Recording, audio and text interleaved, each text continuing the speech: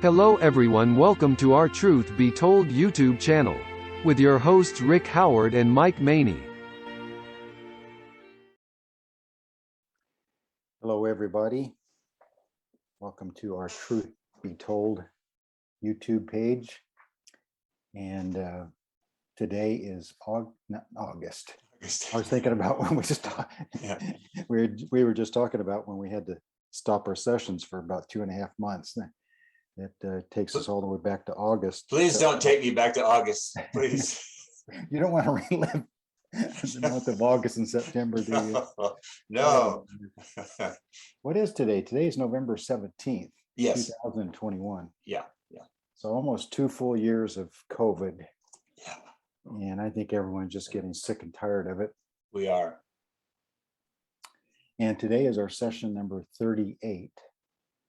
And we're doing our best to get Israel out of Egypt, but we haven't even gotten Moses back down there yet. So that's our goal today. We're always looking for Christ. We're always looking for principles that apply to something about Christ. And there's a lot in this story, the Exodus story, that's a great deal about Christ, both comings. Mhm. And Mike's going to take the lead when we get to the plagues. There's a whole lot about the plagues that are second coming language, at least. Yeah. Actually, very similar events. So, and there's just a whole lot about this overall story about deliverance from Egypt and going through the Red Sea and the journey toward the Promised Land and God's provisions and blessings and their lack of appreciation of what He was doing for them. Yeah. They're griping and complaining, and we get pretty tough on that generation. How could they act that way when they saw the power of God at work to deliver them? But I have a feeling when we're with the Lord, He's going to just take us back through our own life. Yeah. And show us Yeah. sometimes we weren't too much different. Yeah, exactly. So we're going to start in chapter 3 of Exodus. And last week we dealt with Psalm 105. We dealt with Acts chapter 7, Hebrews chapter 11. And there are other places like Nehemiah chapter 9, Psalm 78, Psalm 106, that are kind of summary looks at large events of the Old Testament, from Abraham through Moses at least. And you read these chapters and just kind of get a refresher course without having to go back and read lots and lots of chapters. In fact, you gave me an idea last week. I haven't done it as yet, but I did, of course, jot down all those references, those summaries in my eSword Bible program. I would have I would just pick one as a starter, go to that verse, and then just build a chain. So I just have all of these listed. Oh, wow. Yeah. That's great. Yeah. Yeah, because they're not just summary chapters. They also include tidbits of information that you really don't get back in Genesis or Exodus, because these are inspired men writing hundreds of years after the fact, after they have studied and discussed and thought about hundreds of times throughout their life as Jewish people, and God had given them further insights, and so they share that information with us in these chapters. So it's not just about a refresher course; it's about even some added information. Yeah. So they're really helpful. What I'd like to start with today is when God appeared to Moses in the burning bush and told him that He wanted him to go back and be the front man, kind of the face of God delivering Israel out of Egypt, bringing them into the Promised Land. Moses objected several times in several different ways, and it tells us a lot about ourselves, but it tells us a lot about what those 40 years in the desert did to Moses, it humbled him even to the point he didn't think himself now worthy of being God's choice. But God had chosen him, and God was not going to let him go. God was not going to let Moses object to the point of getting out of it. Mhm. But Moses really tried to prevent it. He tried to talk the Lord into using somebody else. And the first one I want to look at in chapter 3 is in verse 11, where Moses, on one hand, we say, Moses said to God, "Who am I that I should go to Pharaoh, that I should bring the children of Israel out of Egypt?" So on one hand, we would say this is Moses being humble, gaining a measure of humility that maybe he did not have 40 years earlier. Mhm. So that's good. But the other part of that is this is not just noble humility. He really is trying to get out of it.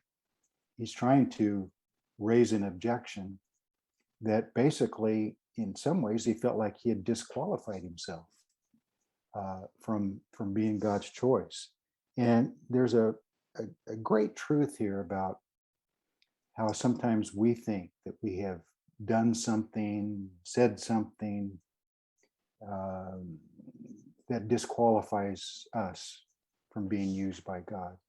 But God's a merciful God. He's a forgiving God. Yes. Yeah. Sometimes he says, yeah, you did mess up. You messed up big. Yeah. But you repented, and I cleaned you up, and I got you Yeah. back on your feet. I mean, if anyone was disqualified to take a leadership position, it was Simon Peter on the day of Pentecost. Yes. I was just thinking, this is so parallel. Yes, it's very parallel, isn't it? Very parallel. He had to reboot Peter. He's having to reboot Moses, Reboot. I like that. He's rebooting Moses. But Moses is a better man than he was 40 years earlier. Mhm. When he was a great man at 40. Yeah. But there was a depth of humble character Mhm. that he did not quite have 40 Yeah. years earlier. Yeah. And as we said last week, the first 40 years of his life, he was learning to be a bishop, a leader with authority. But the second 40 years of his life, he was learning to be a shepherd. Yeah. And then the last 40 years, he combined being a pastor and a bishop both.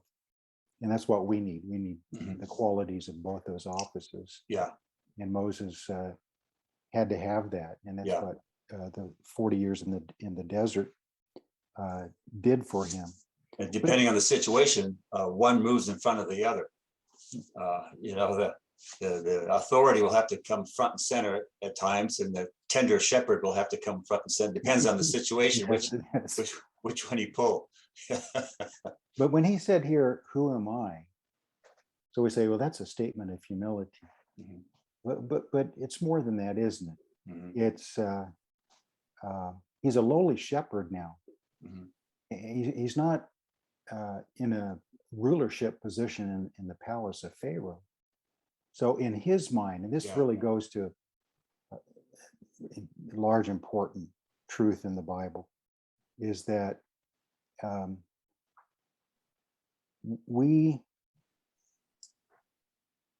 he saw himself qualified when he was in a power position. He saw himself unqualified when he was in a lowly position. Yeah. But God sees it differently, doesn't Yes. He? And it's in a lowly position that God usually says, now it's time. And it just wasn't time when he was in a power position. But to human reasoning, it would be in the power position that common sense would say that's how God's going to get it done. I read a saying one time: God doesn't call the qualified, he qualifies the called. Yeah, I like that. I like that. Yeah, that's a good one. So I'm just a lowly shepherd. Mm-hmm. So I'm not qualified now. Mm-hmm. But God basically ends up saying, now is exactly when you're qualified. Mm-hmm. Yeah. These 40 years qualified you. But we find out in chapter 4 when God attempted to kill him. Yeah. That even after all the objections, and God overcame all the objections, and Moses was on his way, he still wasn't fully committed to that call. Yeah. He hadn't circumcised his son. Yeah. And God's saying, Yeah. you expect to go deliver my circumcised people, and you haven't circumcised your own son? Yeah. So there's a process. These chapter 3 and 4 and even 5 and 6 is a process of getting Moses to the place God wanted him to be. And it didn't just happen at the burning bush. Yeah. It took a period of weeks and months. Yeah. Before he was really confident in the Lord. Yeah. That he was the one, and that God would do it through him. Yeah. And what's interesting in a general sense, we're being prepared also for our calling, and which also involved a heart circumcision. Yes. And if Moses was going to teach who Yahweh was to this uncircumcised Gentile, then he himself needed to be, like you said, qualified and in position, and everything had to be right with God first if he was going to represent. Yeah, exactly. And so God's priesthood that he's going to form in the future in the city of Jerusalem, they have to have been pre-qualified, pre-trained, so that they can represent Yahweh the best as they go out among the nations and teach those Gentiles. So it's all about preparing his own before he sends them out. It's like that little book. I'm sure you have too, but it helped me. It helped me quite a bit when I first got it 30 some years ago. Whenever I got it, Brother Bird's book, "Learning to Rule is Not Easy." Yes. Learning to rule is not easy. I love that. So God's constantly training us. Yes. To rule in his kingdom. Yeah. And it takes a whole lifetime to get us ready. Even then, we're not ready in ourselves. So a whole lot of God's grace is involved, in mercy and forgiveness. Yes. His strength and his wisdom and everything. Yeah.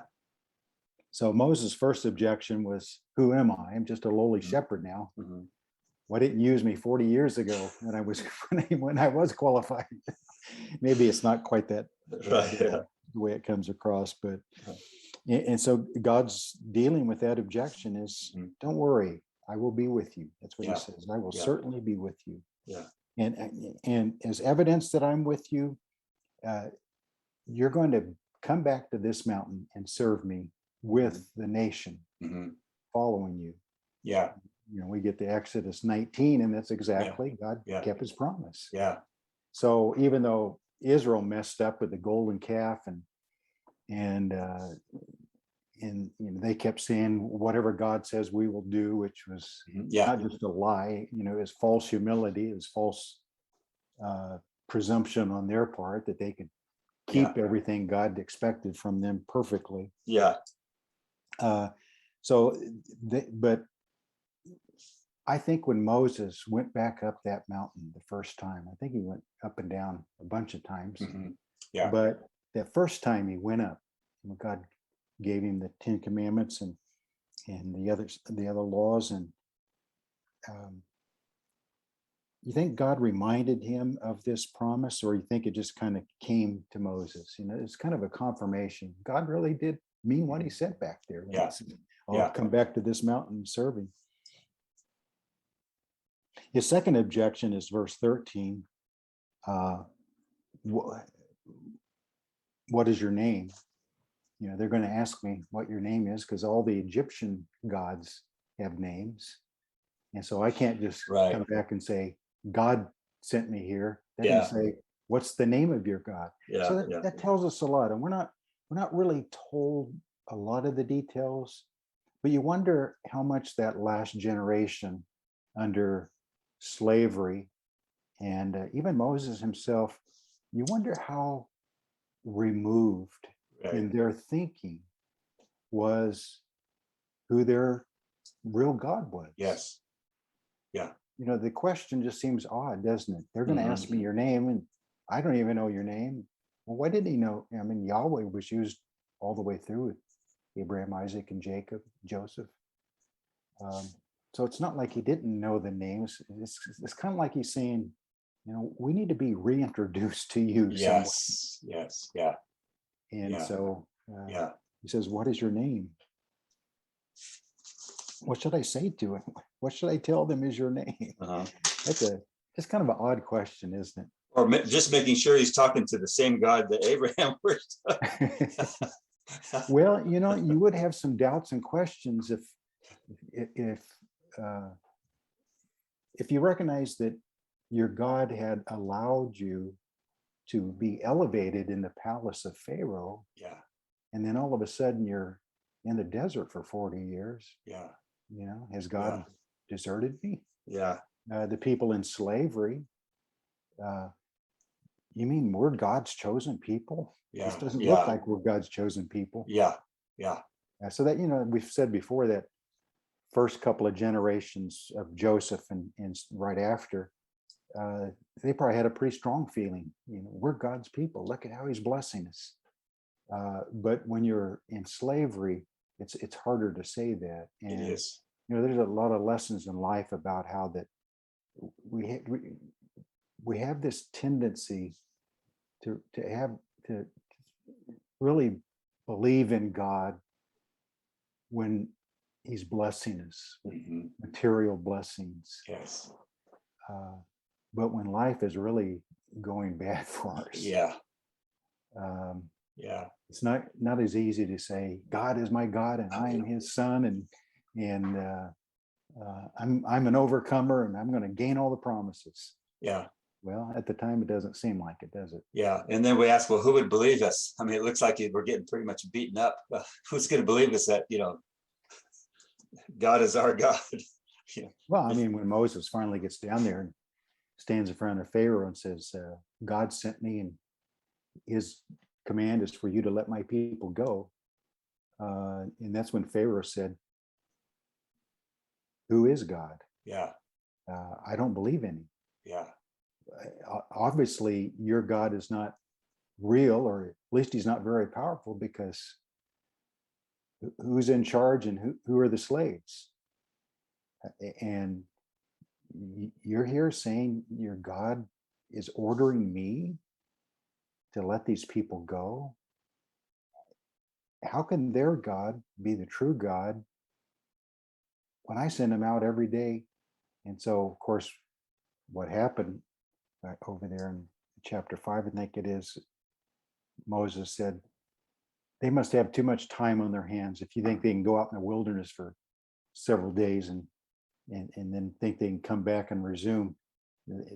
They must be idle. They must have too much time on their hands. So that's when he ordered them to make as many bricks, but wouldn't give them the straw. They had to go out and collect the straw for themselves. Yeah.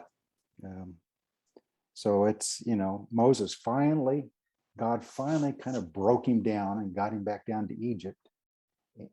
And he tried to get out of it, but finally he agrees. And then the first time he tries to bring it about is when Pharaoh said, I'm going to make their job even harder, not give them straw. Yeah. And Moses comes into the people and they said, you said you're here to deliver us. You've made our life worse. So, just a lot of life lessons about, we try to have faith in the Lord that he's going to deliver us and bless us and give us the victory. But sometimes the short-term evidence looks like defeat. It does. And sometimes the stronger we want to believe in the Lord and his promises, the worse things get in the short term. And that's what, you probably have too. When someone gets saved and they want to be baptized and join the church, we warn them, don't we? Yes, we do. You're not always going to feel this full of rejoicing and praise and power and spiritual strength and everything, because now is when Satan's going to try to bring you down. Your flesh is going to try to bring you down. The world's going to try to bring you down.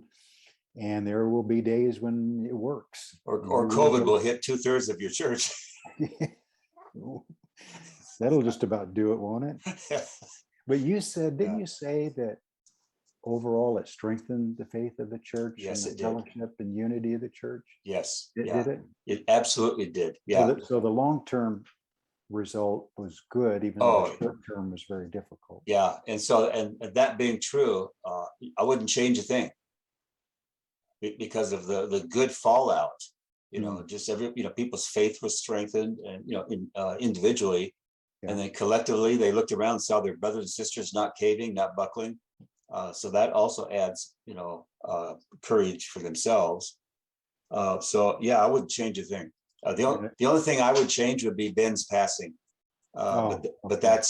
that's out of my hands. I mean, that's Mhm. the Lord, and but that's the only thing that I regret. Hmm. His brother Ben's passing. But even that, I mean, all of that, his passing and the COVID and all of it together confirmed how much you all love each other. Yes, it did. Yeah. And even his passing probably confirmed that.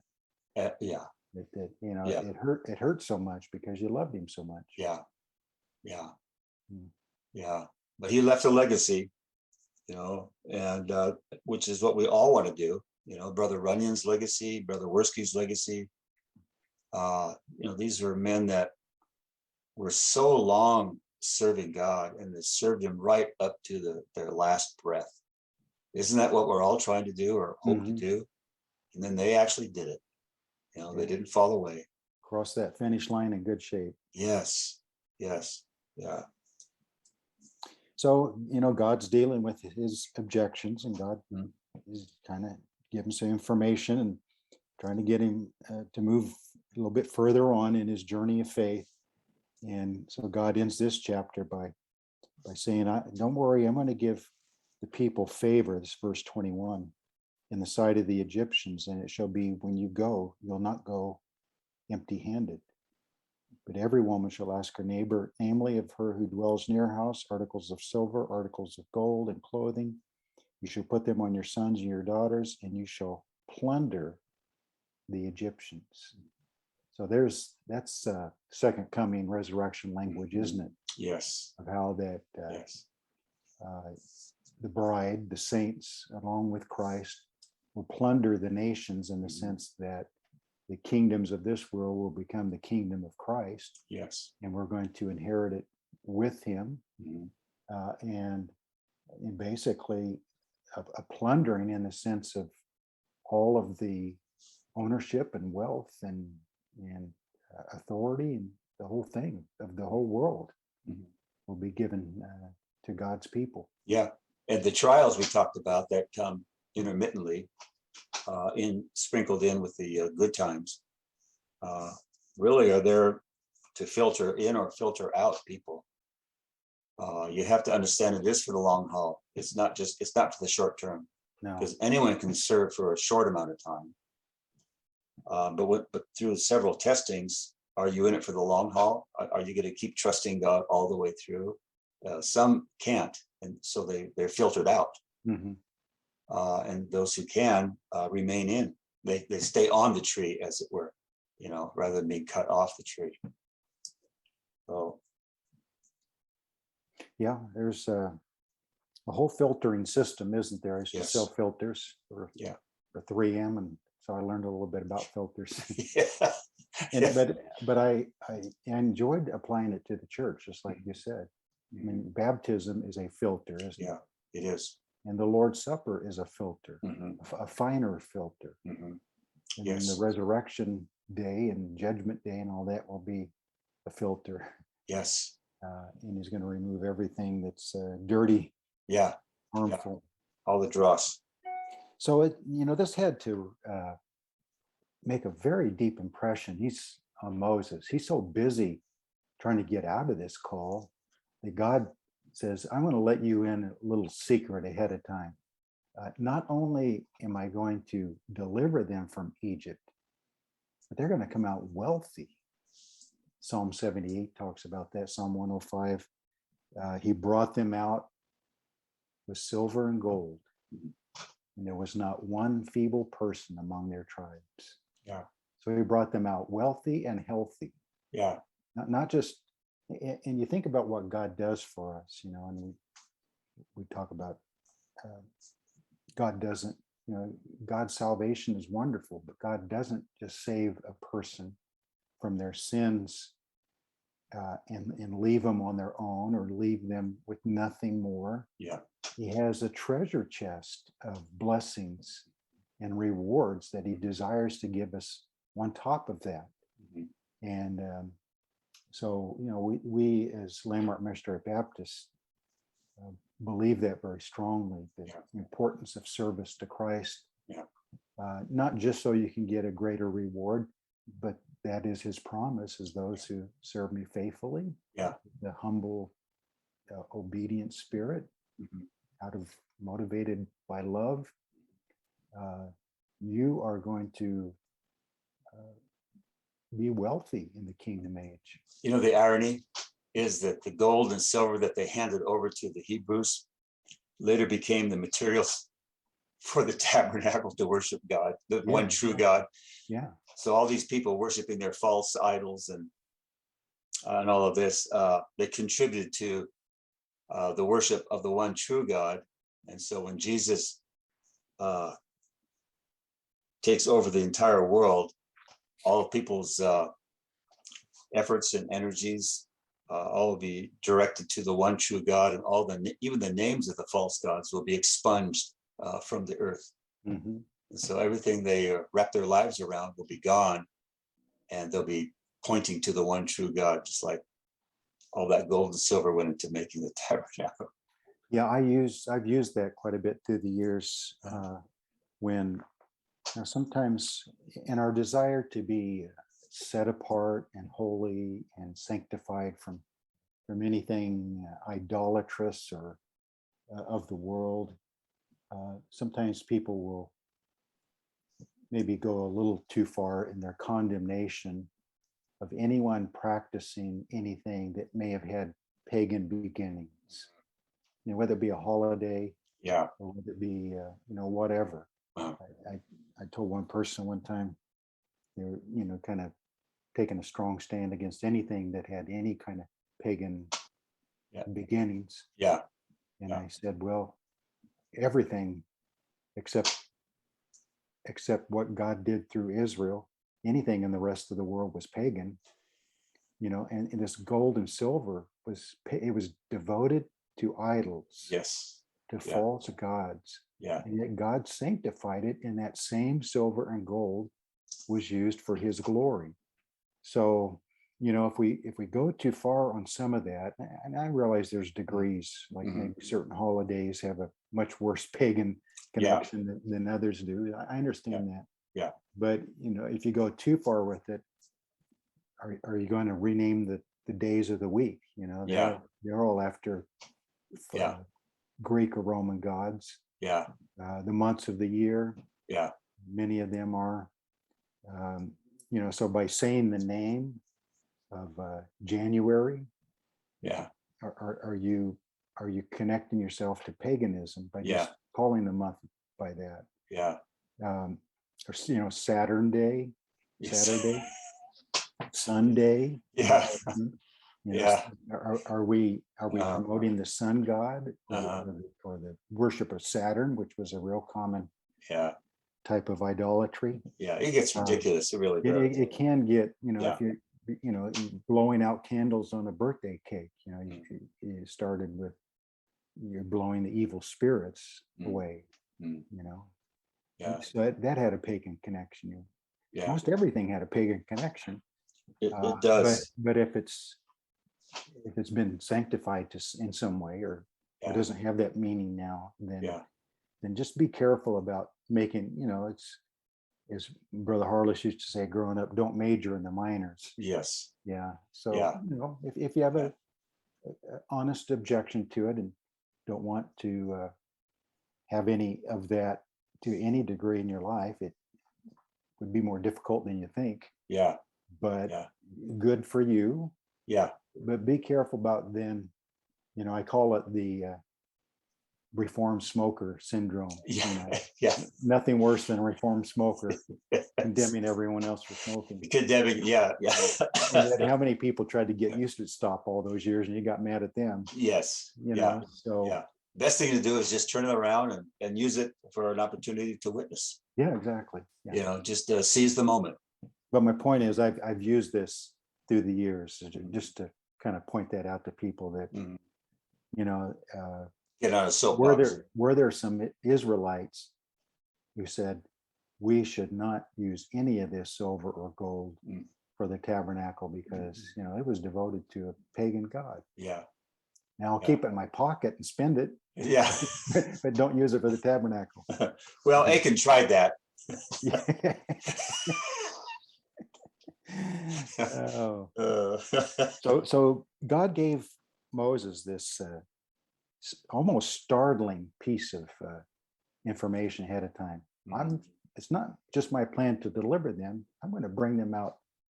There's not going to be one sick person. There's not going to be one poor person. They're all going to be healthy and wealthy. Yeah, utopia. Yeah. So they thought. So they thought. Until they messed it up. Uh-huh. So objection number one, I'm just a lowly shepherd. Objection number two, what is your name? We need to be reintroduced to who you really are. And then in chapter 4 and verse 1, Moses, he's not done yet. Oh, I have a few more objections, God. So Moses answered and said, but you always know that, you know, Mhm. it's kind of like when as a pastor, someone will like butter you up. And there's a double meaning to the reason I use butter. So, you know, they'll be saying all sorts of nice things. And you just know from experience, there is a but coming. Yeah, without the ending TER. Yeah. I love you and you're the greatest preacher in the world. And Yeah. But here's the fly in the ointment. I'm getting ready to tell you your flaw. That's when you say, oh, gee, look at the time, got him run. And you could just imagine God, you know, if we can, if we're even halfway possible, but God's listening to Moses and he's dealing with his objections and he's showing, you know, he just told him about, you're going to plunder the Egyptian, you know, that should just sweep you off your feet. But all Moses is thinking about is, how can I get out of this? But so you're God listening to this and all of a sudden this but comes out of his mouth. Oh no, here comes another one. But suppose they will not believe me or listen to my voice. Suppose they say, the Lord has not appeared to you. Well, it was real possible that they were going to say that, but he's not really looking for a solution to that potential problem. He's looking for a way out. Yes, an excuse. Yeah, excuse. Yeah. Yeah. So this is when the Lord, you know, what is in your hand, a rod, cast it to the ground. It became a serpent. Moses fled from it. Can you imagine if you're this shepherd, you used to having this shepherd's rod in your hand all the time. And so it's just like part of your body. And so God says, okay, here's how I'm going to handle this objection. Throw your rod down. Oh, what kind of request is that, God? Throw my rod down. What's that all about? And then it became a snake right by his feet. You could just see him dancing away, finding something to hide behind. Or he was fortunate that it didn't become a snake while he was still holding it. Well, you know, there's God's mercy, huh? Yeah, God's mercy. But, you know, I'd never really quite thought about this part before. When it just, sometimes the Bible says something almost like in passing, and you don't give it much thought. And Moses fled from it. Yeah, I think he was scared out of his wits. Well, for one thing, he needed to have the respect. Look, if I'm sending you on a job, you know, stop with the nonsense. You know, I have this kind of power. So you're sweating the small stuff. You know, what if they say this or say that? Well, I think I'll be able to overcome it. Now, this is interesting here. And then Lord told Moses, reach out your hand and take it by the tail. Now, I don't know a lot about snakes because I avoid snakes. Yes, me too. But I do know enough about snakes to know that if you are going to grab hold of it for the purpose of trying to kill it or throw it away or something. You grab it by the head, don't you? Yeah. You grab it by the tail and you're Yeah. asking to get bit. Yeah. It's going to swing around. Yeah. But the Lord told him to grab it by the tail. And Moses, living out in the desert for 40 years, he'd confronted many snakes, probably caught quite a few because he didn't want them to hurt the flock. And so he knew the first rule of capturing a snake is get it by the head. Yeah. Or in this case, use my rod to bash its head in. Yeah. Yeah. But you would never grab it by the tail, never. Uh-huh. So the Lord was asking him something that Moses knew was wrong, the wrong way to handle it. But he's trying to build Moses' faith and confidence that I know what I'm doing, Moses. And so otherwise, if Moses had the shepherd's rod in his hand, he would have just bashed that snake on the head and killed it. But he grabbed it by the tail, like God said, and it turned back into a rod. Now, I hope I'm not stretching this too much, but I can't help but apply this to Genesis 3:15. The serpent and the rod. The rod is the means that God's going to use to help deliver them from the serpent. And the seed of the serpent, in this case, is going to be Pharaoh. He's going to be the seed of the serpent figure. Moses is going to be the seed of the woman, the Messiah figure. And they're going to have a battle to the death. Mm-hmm. Genesis 3:15 is really what's being worked out. Yes, it is. Moses and Pharaoh, between Egypt and Israel. But here's kind of like a miniature version of that. Why did he have it turn into a serpent? There's some real deep connection to Genesis 3:15 in principle, I think, that's going on here, is that I am going to deliver you from the serpent. It's going to look bad for you for a time, just like when you grab a snake by the tail instead of by the head. Yeah. You're going to think you're doomed. And the history of Israel and the church, the history of God's people all along, has often looked like we had the serpent by the tail and he's getting ready to bite us and kill us. But in the end, the rod is going to win out. Yes. Christ. Yeah, absolutely. The rod of his power. Yeah. And all the way up through Revelation chapter 12. Yeah, exactly. So this is an interesting story. What if they refuse was his objection. And God did this little miracle, did a little miracle to Moses personally before he'd do it on a larger scale in front of Pharaoh and the Egyptians. And for Israel, they needed the miracles as much as the miracles, the plagues were a judgment against Egypt and their false gods. They were for the purpose of confirming to Israel. Absolutely. That I am the true God, that your God really is the one, even though it didn't look like it for a generation or two. Yeah. I was there all along. Yeah. And so that's the third main objection. And then there's one more down in verse 13. When God said in verse 12, now therefore go, and I will be with your mouth and teach you what to say. But he said, oh my Lord, please send by the hand of whomever else you may send. He had ran out of objections, and finally he got honest. I just don't want to go. Send somebody else. My other objections didn't work. God was able to overcome them quite easily, in fact. And so now I'm just going to be brutally honest. I just really don't want to be the one. Lord. I see you're not getting my drift, so I'll just come straight out. Can I be blunt, Lord? I see blunt. But even before that, that's really the fifth one, the real truth. Please leave me alone. I'm fine being a shepherd, but yes, that would be the fifth one. The fourth one that I skipped over is in verse 10. I am not eloquent. neither before nor since you have spoken to your servant, but I am slow of speech and slow of tongue. So, you're asking me to make these big demands in front of the most powerful man on earth. And I'm not a very good public speaker. Yeah, I share his pain. Well, we all do.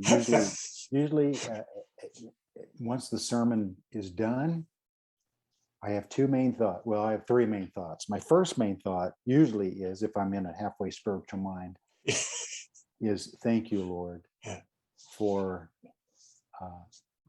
helping me deliver this sermon in a way that hopefully was truth and glorified you and edified your people. Because a lot of times when I get through with the message, I think that wasn't me. I didn't have that in me. That was God doing it for me. Yeah. And throughout the sermon, there's things that just enter in that you didn't factor on. They just kind of come. Yes. And so it's God. Yeah. And so you kind of, people, the listeners don't know this is going on, this kind of like battle going on in the preacher's mind of what do I really have to say that can help these people today? And give glory to God. And then when it starts flowing out of you, and God's giving you thoughts as you go along, you're thinking, thank you, Lord. Thank you, Lord. So my first thought, if I'm halfway spiritual, is to thank the Lord and give him credit. My second thought often is something like relief. It's over. Oh, yes. Because, the older we get in the ministry, the more knowledge we gain in the Bible, the more deeply we love God's people and understand the role of the church and our role in delivering the message and the weight of it. And then we're maybe studying about it all week. It's on our mind every spare minute. Even when we don't realize it, it's in our subconscious. Some of my best thoughts in a sermon is when I've been studying through the week, and then I'm maybe doing yard work or whatever. I'm not even thinking about the sermon. And then this thought just blossoms. And I think, boy, that's the thought I've been looking for all week, How many times have you wakened early in the morning? Oh, yes. And a thought rolls in. I've had to jump out and write it down or it's gone. Yeah, because by experience, we've learned that it's so clear when we wake up in the middle of the night that we think, surely it's going to be this clear when I get out of bed in the morning. And half the time it's, and what was that thought again? And that was 2/3 of the message. Well, my second thought is relief. And then often my third thought is, why did God call me to preach? I really made a mess of that sermon. Not so much a mess, but you realize more than anybody out there, because what is in your heart when you're preparing it rarely is able to come out of your mouth. And so the depth that you feel the sermon in your heart and mind, what ends up coming out is almost always something less than that. It is. And we beat ourselves up over it. And we beat ourselves up. And we think, we don't necessarily think we made a mess of it, but we do think almost every time, I did not do that justice. Yeah, I could have said this. Why didn't I say that? And, almost to the point where you feel like, like the next sermon, and and they've already forgotten what you preached about, but in your mind, it still bugs you that you missed the main point. So you're going to try harder. And so before you preach your next sermon, you say, remember that sermon I preached last Sunday? And then you don't look at their head shaking no, but I really missed a very important point. I want to let you know what that is. That's often a mistake. Yeah, right. Yeah. Then you start trying to repreach the sermon. Yeah. And then the people are thinking sometimes, well, if that was such an important point to that sermon, how come you didn't even think about it? Yeah. I tell them, I said, and we do joke that you don't remember last week's sermon. I said, hey, I hardly remember last week's sermon. I said, I'll say, none of us will remember what we ate 2 weeks ago, last Wednesday or 3 weeks ago. We don't remember what meal we had, but we know that we ate. And we enjoyed it. And we enjoyed it, and so I don't expect you guys to remember, every detail. It's as long as it slips into your subconscious, and so that it just adds to your whole, character of growth. So you may not be able to pinpoint what was said, but what was said somehow fused its way into your heart and mind to the level maybe you don't even recognize it or can pinpoint it, but it certainly is lodged there. Just like the bowl of soup you had a month ago. You can't remember what all was in it or when you had it, but you must have had it because you're still alive today and you're still nutritious. So that's how I kind of correlate the fact that they don't remember what I preached, and half the time I don't remember what I preached. Often it's on Monday morning. Someone asks Yes, me. I say, well, oh boy. But so Moses had at least 5 objections that we looked at. And I'm glad the Lord recorded them because, Moses was a great type of Christ, but he fell far short of really being like Christ. Yeah. So that gives us hope, Yeah. If a great man like Moses fell far short by raising all these objections, trying to get out of it, then that gives us hope as well. So Moses is finally getting to the place where he agrees to go. And that famous story about where the Lord attempted to kill him because of his failure to circumcise his son. But he finally gets down to Egypt. And verse 29, Moses and Aaron went and gathered together all the elders of the children of Israel. Aaron spoke all the words which the Lord had spoken to Moses. Then he did the signs in the sight of the people. So the people believed. When they heard that the Lord had visited the children of Israel and that he had looked on their affliction, then they bowed their heads and worshiped. I would say at this point, they're probably as good off spiritually as they're ever going to be from this point on. Yes. Yeah. I shouldn't laugh at that. But Yeah. this is a really good description of the people who recognized that God had sent this man to them. They saw the signs that he performed. They believed. They were humble. They were grateful. They were in pretty good shape at this point. Yeah. But by the time we get to the end of chapter 5, they were pretty upset with Moses because he ended up making their life much harder for a time. Well, you said he's a type of Jesus. Is it John 6? Some of them, believed, but then he got into a conversation with them and they turned on him. And so, at what point did they believe, or how deep did they actually believe? It's just kind of weird. Yeah, it's often like the other example I use besides John 6, how quickly they turned on him is, just a few days after they were saying, Hosanna, blessed is he who comes in the name of the Lord. Some of the same people were saying, crucify him, crucify him. Yeah. They turned on a dime. Turned on a dime. Yeah. Yeah. Anyway, he gets down to Egypt and the people are in pretty decent shape. And so, Moses tells Aaron, okay, time to go into Pharaoh. Things are going along just fine. The people are behind us. God's behind us. Everything's going to fall into place. Pharaoh's going to agree and we're going to be out of here. Yeah. Yeah. Just like that. A few roadblocks, Yes. few speed bumps happened along the way. And so Moses tells Pharaoh and Aaron there with him, let my people go.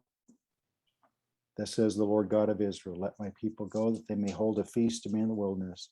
Who is the Lord? All capital letters, who is Yahweh? Evidently Moses, back in verse 1, all capital letters as well. So Moses used the name of God, personal name of God, and said that Yahweh is the God of Israel. And here's his demand. And Pharaoh says, who is Yahweh? I've never heard that name. Mhm. You know, I know the names of 100 different gods, and I have never heard the name of Yahweh. Well, you will. Hang on. So who is he that I should obey his voice to let Israel go? I do not know the Lord. So that can be used on a couple of levels, huh? He doesn't know him personally Yeah. in the sense of a relationship or salvation or anything like that. But also just simply, I've never heard that name. I don't know this Yahweh you're talking about.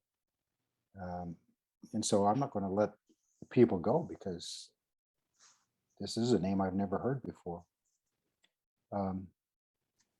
And interesting, verse 2, because we talked about this a little bit last week about when God hardened his heart and Pharaoh hardened his own heart and everything.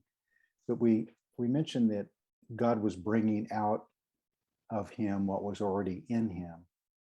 And I think this verse backs that up.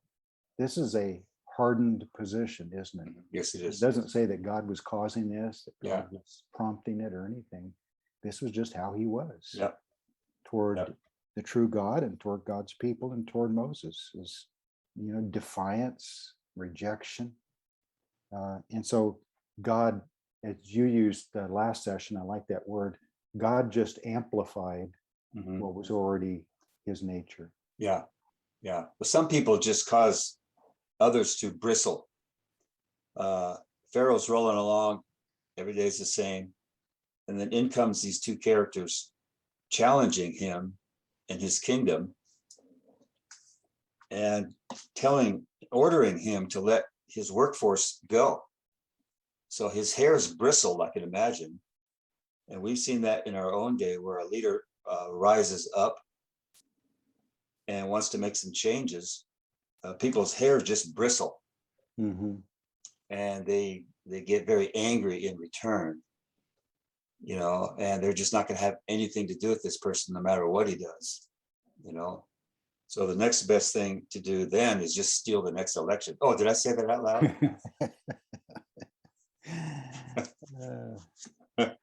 Unfortunately, right now, when you consider the alternatives, if he was set aside for whatever reason. Yes. So we're kind of between a rock and a hard place right now. Yeah. Yeah. So we'll close with chapter 5 because there's a lot in chapter 6 to bring out. Okay. But we're getting real close to the first of the plagues, and I've asked you to take the lead in that, especially when we get into chapter 7. So maybe both of us bring out some things in chapter 6 next week, and then you can handle the plagues however you want. I'll just give a little color commentary as we go through them. But this chapter 5 is when Pharaoh really hardens his heart toward Moses and the God of Moses and the people of God, when he makes their life much harder. And so the people come to Moses in verse 21. They met Moses and Aaron in verse 20. You know how when someone has a real bone to pick with you, you can see it in their face before they even utter a word. Yeah. And I have a feeling the looks on these leaders' faces when they're standing there waiting for Moses and Aaron to get to them, and Moses, Aaron, they're brothers, so they got to share some thoughts with each other. And you can just almost hear Aaron saying, Moses, I don't know what's going on here, but they don't look too happy. I think we may have upset them a little bit. And they Are did. you sure you want to do this? They launched on him. Verse 21, let the Lord look on you and judge because you have made us abhorrent in the sight of Pharaoh and the sight of his servants, to put a sword in their hand to kill us. Mm-hmm. Of course, that's what happened to the apostles and the early saints of Christ by identifying themselves with the true God, with Christ as God himself, and becoming disciples. The world turned against the saints, killed them, began to kill them, make their life much harder. And Moses and Aaron are going, well, wait a minute. Weren't we just bowing and praying and worshiping just a little bit ago? Yeah, weren't we all just around the same campfire singing Kumbaya? Yeah. What happened? Now you're ready to kill us. Uh, So it sure can change. yeah. And so Moses returned. So Moses says, hey, it's not me. It's the Lord. I'm just doing what the Lord told me to do. And now I'm going to go complain to the Lord. I'm going to go share my gripes with him. Yeah. So Moses returned to the Lord and said, Lord, why have you brought trouble on this people? Why is it you have sent me? Yeah. So, the Lord called him, but the Lord didn't tell him everything. Yeah. And God doesn't tell us everything. He wants us to learn some things by experience. That's right. That, things are not always going to go well. People are not always going to receive us well. Yeah. Jesus talked a lot Yeah. about that. If the Lord told you everything that you would face in your ministry, would you have signed up? If he laid it all out there? I think I may have had more than 5 objections. And the bottom line is, Lord, I just don't want to do it. Yeah. The Lord knew what he was doing by not telling Moses everything right up front. So sometimes, and this is really feeds into our post-tribulation resurrection belief that the church will be going through the tribulation, is that very often in the Bible and in our life experience, God makes promises of great blessing and deliverance, but sometimes soon after he says those things and we accept them by faith, sometimes things get worse before they get better. And that's how it's going to be, I think. Tribulation leading up to the resurrection, things are going to get worse before they get better. Yeah. There was promise to falling away. Yeah. And so again, the tough times will prove to be another strong filter. So Moses tells God, as if God needed a full explanation. For since I came to Pharaoh to speak in your name, he has done evil to this people. Neither have you delivered your people at all. You haven't done a thing, God. Wow. And I put my life at risk. I sent my wife and sons back to her father. It messed up our marriage. Yes. I finally gave in. I tried to get out of this. Yeah. So I finally gave in after you almost killed me. And look at the gratitude you send my way. You should have allowed no problems to arise after I finally surrendered to you. You should have just smoothed the way, made everything comfortable, everything fall into place. So, but they had to go through some troubles first. And as I have been saying to Liberty lately about the condition of the last 2 years in the world and in America, I asked the question, are things falling apart or are things falling into place? Yes. And the truth of the matter is, for things to fall into place, they must first fall apart. Yes. And that's what the tribulation is going to show us. Because they can't fall into place until they've been displaced. Yes. So you're putting the puzzle back together. It was taken apart. You're putting it all back together. It's funny how we see Moses' reaction there. Where does it say that God says, I talked to Moses like a friend. I talked to him face to face. We have this understanding between us. And I gave him, and like a friend, I gave him freedom to complain and gripe. And I didn't just strike him dead. Right. So, we all have times of complaint, and we all need our faith to be strengthened, and it grows weak sometimes, and we wonder why. That's why I remind the people here quite often, be very careful about being the type of person who thinks that God is the cause of every little thing that happens in our life. Rather than natural law. Rather than natural law. And because if you're not careful, if you take that view, then what happens when things really go bad? You lose a loved one, your health breaks, you lose your job, things just start falling apart, do you then say, well, God caused this? Well, maybe he did. Maybe there are lessons about humility and surrender and trust in him and all that he wants us to learn. But if you're not careful, you're going to start blaming God for all the bad things that happen. And I've seen people lose their faith and develop deep resentment against God because, I've tried to serve him. I tried to love him. He claimed to love me, and yet he let this happen, or he caused this to happen. And so, when things bad happen, a lot of times people say, I'm not sure what God has in mind, but I'm sure he has a purpose in all this. Well, I think the truth is he does have a purpose in it. He can enter into any situation and bring good out of it. That doesn't mean he caused it. But he does have some good lessons to teach you in it. A lot of bad things happen because sin is in the world. Our flesh nature gets in the way. And the first lesson is, how are you going to react to it? I'm sure God has a purpose. The first purpose is, how are you going to react to it? How are you going to, trust him through it, or what? It's hard to live by that principle, isn't it? Of, because we as pastors say it all the time to people, that it's not as important what happens to you as how you react to what happens to you. Well, I've said that many times through the years. But it's hard for me to live by that same principle I preach to others. And some, I'm really disgusted with myself sometimes how I react to things.